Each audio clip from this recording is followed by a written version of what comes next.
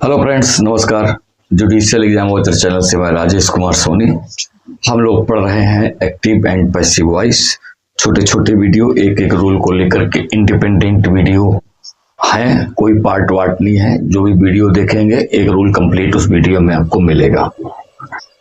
आज हम ये जानेंगे active voice and passive voice के अंदर कि कुछ वर्ब्स ऐसी होती हैं जो दो ऑब्जेक्ट को लेकर के आती है।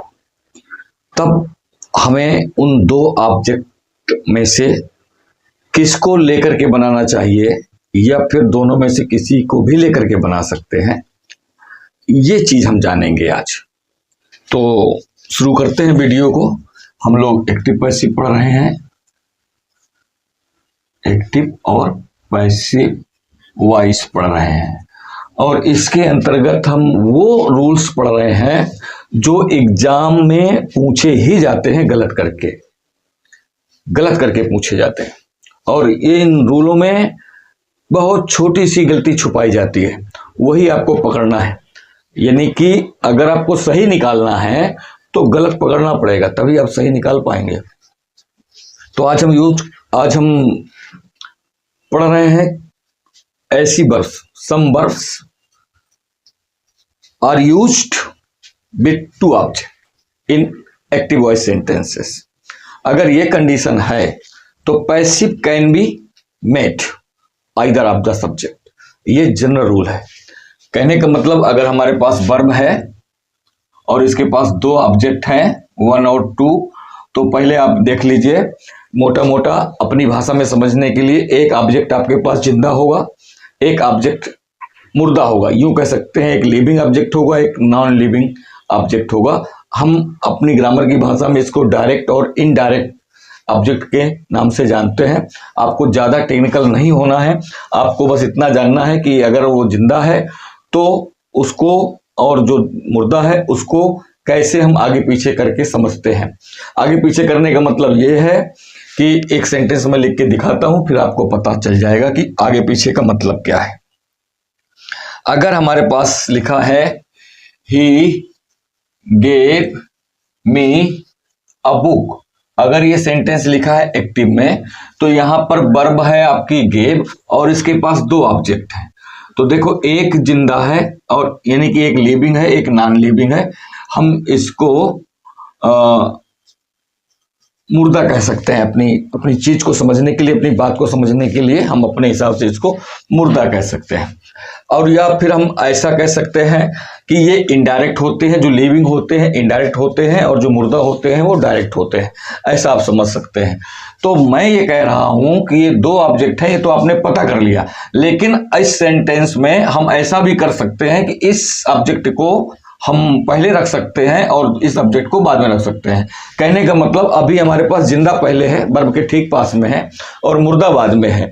अगर हम इसको लिखना चाहें तो हम जो मुर्दा है वो वर्ब के पास ला सकते हैं, यानी कि मी की जगह रख सकते हैं और उसको हम वो कर सकते हैं, यानी कि इनके प्लेस को हम ट्रांसफर कर सकते हैं। तो लेकिन ट्रांसफर करने के लिए आपको फिर एक छोटी सी चीज और जाननी होगी कि अगर आप ट्रांसफर करके लिखेंगे तो उसके अकॉर्डिंग कोई प्रीपोजिशन आ जाएगा।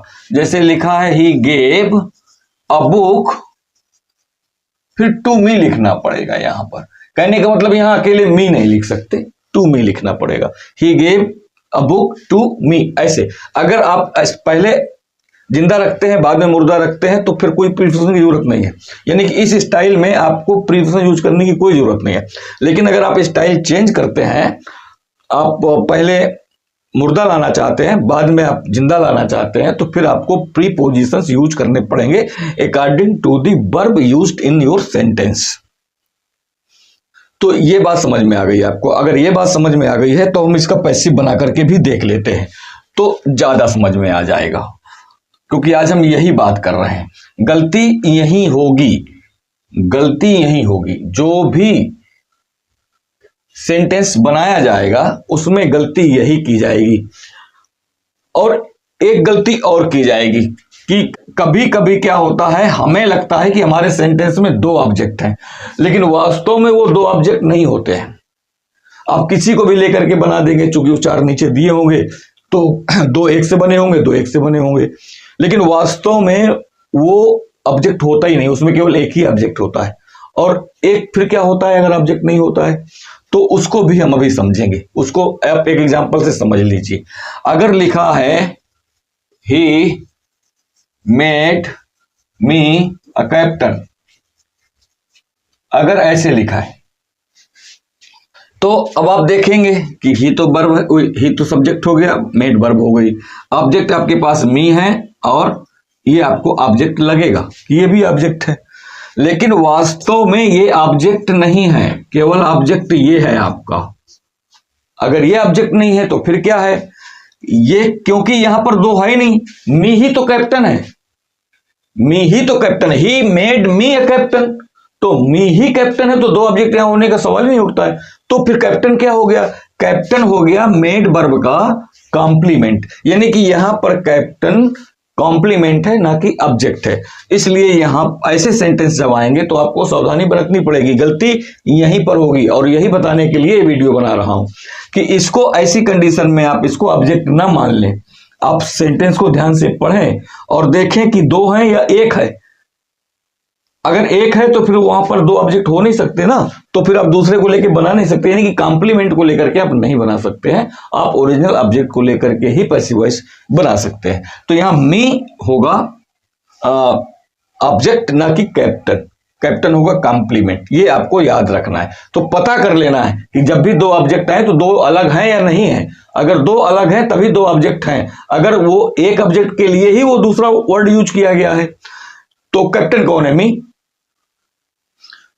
तो यहां पर कैप्टन अलग तो हुआ नहीं, तो जब अलग ही नहीं हुआ तो फिर दो हो नहीं सकते, एक ही रहेगा। इसलिए इसको हम कॉम्प्लीमेंट बोलेंगे और इसको लेकर के आप पैसिव नहीं बनाएंगे।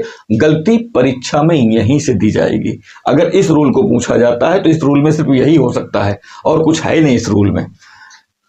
तो अब हम दो तीन बना करके देख लेते हैं।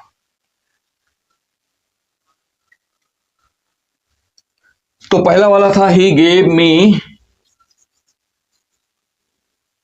अ बुक, तो आप इसमें either of the subjects, either of the object को लेकर के बना सकते हैं, है ना। You can make passive voice taking either of the object. तो आप आई यानी कि मी को लेके बना सकते हैं, अब बुक को लेके बना सकते हैं। बनाने में भी वही डिफरेंस आएगा टू वाला, क्योंकि गेप के साथ टू आता है इसलिए टू वाला आएगा। कैसे डिफरेंस आएगा आप देखो इसको। अगर आप आई को लेकर के बनाते हैं यानी कि मी ऑब्जेक्ट है, यहां पर मी को लाएंगे सब्जेक्ट की जगह, चूंकि हम लोग पैसिव वॉइस पढ़ रहे हैं। पैसिव वॉइस का फार्मूला होता है बी प्लस भी 3, ये तो आपको करना ही करना है। और इसके साथ में जो एक्टिव का सब्जेक्ट है वो प्लस बाई यहां आ जाएगा, और जो एक्टिव का ऑब्जेक्ट है, ये जो हमारे पास ऑब्जेक्ट है, ये यहां सब्जेक्ट बन के चला जाएगा। तो ये ऑब्जेक्ट हमारा सब्जेक्ट बन के चला जाएगा और जो ये सब्जेक्ट है वो बाई के साथ में यहां चला जाएगा। ठीक है, आप उसको क्रॉस बना के समझ लीजिए। तो हम लिखेंगे आई वॉच, चूंकि बी चाहिए हमको, पास्ट टेंस का है तो पास्ट टेंस की बी वर्ब आ गई। चूंकि आई के साथ वाज लगता है इसलिए हमने वाज लगा दिया। ठीक है, अब इसको, ये हमारे पास सेकंड है, यहां पर हम इसको थर्ड कर देंगे। तो आई वाज गिवन क्या, अ बुक। बना दिया आपने, इसको लेके बना दिया, कोई बात नहीं, कोई टेंशन नहीं, एकदम सही हो गया। लेकिन अगर आप बुक को लेकर के बनाते हैं तो आपको दिमाग में रखना पड़ेगा। अगर बुक को लेके बनाते हैं, बुक को वर्ब का सीधा ऑब्जेक्ट वन मानते हैं तो इसका मतलब इसको यहां माना जाएगा, इसको यहां माना जाएगा तो यहां टू मी माना जाएगा। तो अब आपको इसके अकॉर्डिंग बनाना होगा। आपको लिखना होगा a book watch given to me आएगा। अब यहां केवल मी नहीं आएगा, ये गलती होगी, एग्जाम में इसी तरह की गलतियां देते हैं। तो अगर आप बुक से लेकर के बनाएंगे तो इसका मतलब है एक्टिव में ही आप इसको उसके बाद मानेंगे। जब उसके बाद मानेंगे तो उसके अकॉर्डिंग जो प्रीपोजिशन यूज होगा वो आपको फिर करना पड़ेगा। तो अगर पैसिव बनाएंगे तो इस तरह से बनेगा, यानी कि टू को फिर आप छोड़ नहीं पाएंगे। हालांकि एक्टिव में आपको टू नहीं दिखाई देगा। क्यों नहीं दिखाई देगा, क्योंकि इसमें जो है इनडायरेक्ट पहले यूज किया गया है, डायरेक्ट बाद में यूज किया गया, आपको दे दिया गया। और उन्होंने क्या कर दिया कि आपको पैसिव नीचे 4 तो दिए, लेकिन उन्होंने इससे नहीं दे दिए, इसी से ही बना करके दे दिए। उन्हें पता है कि ये उधर जाएगा तो टू मी कहलाएगा। तो इससे बना दिया उन्होंने। अब आप देखेंगे कि टू तो कहीं है नहीं और इसमें टू आ रहा है और उसमें एक ऐसा सेंटेंस होगा जिसमें टू नहीं होगा, तो आप सोचोगे ये वाला सही है। तो ऐसी गलती आपको नहीं करना है, इसलिए छोटे छोटे वीडियो मैं आपको दे रहा हूं। तो एक तो ये तरीका हो गया आपका बनाने का भी और सीखने का भी, और सीखना बहुत जरूरी है। इसके बाद दे मेट मी और कैप्टन, तो यहां भी आप देख लो। अब यहां पर तो एक ही ऑब्जेक्ट है, तो आइदर ऑफ द ऑब्जेक्ट लेकर के आप बना ही नहीं सकते, क्योंकि ऑब्जेक्ट तो एक ही है। इसके पहले मैंने बताया था कि ये जो कैप्टन है ना, ये मेट का कॉम्प्लीमेंट है और ऑब्जेक्ट मी है। और वैसे भी आप देखो तो मी कौन है? कैप्टन। किसको कैप्टन बनाया? मुझे। तो मी और कैप्टन अलग नहीं है, इसलिए यहां पर एक ही ऑब्जेक्ट है। तो आप इसको आई से ही बनाएंगे और दूसरा कोई तरीका नहीं है। I was met a captain by them, इस तरह से बनाएंगे। तो ये दो तरीके हैं जहां से एग्जाम में अगर इसको लेकर के पूछा गया है तो गलती सिर्फ इतनी ही वो देगा, इसके अलावा चांस ही नहीं है कोई गलती कर देने का। तो ये रूल कहीं भी पूछा जाता है, कुछ भी पूछा जाता है, तो बस यही गलतियां होंगी और यही गलती आपको सर्च करना है, आप आंसर तक पहुंच जाएंगे। अगर आप इसको लेकर के प्रैक्टिस करना चाहते हैं तो मैं 2-4 सेंटेंस आपके प्रैक्टिस के लिए लिख देता हूं। आप लोग वीडियो देखने के तुरंत बाद प्रैक्टिस कर लीजिए, आपको आइडिया हो जाएगा। बाकी बहुत सारा मटेरियल नेट में पड़ा हुआ है, आप सर्च करके अपने प्रैक्टिस को कंटिन्यू रख सकते हैं। तो पहला, I have offered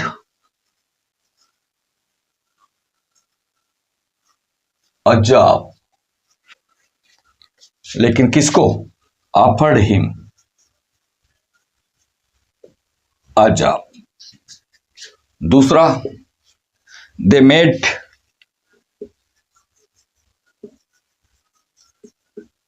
him a king.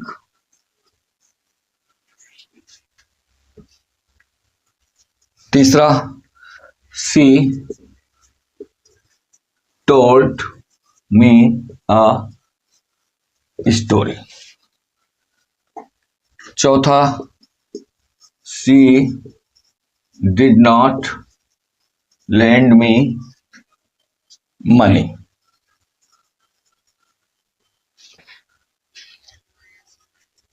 पांचवा and last, they will ask me a question. They will ask me a question.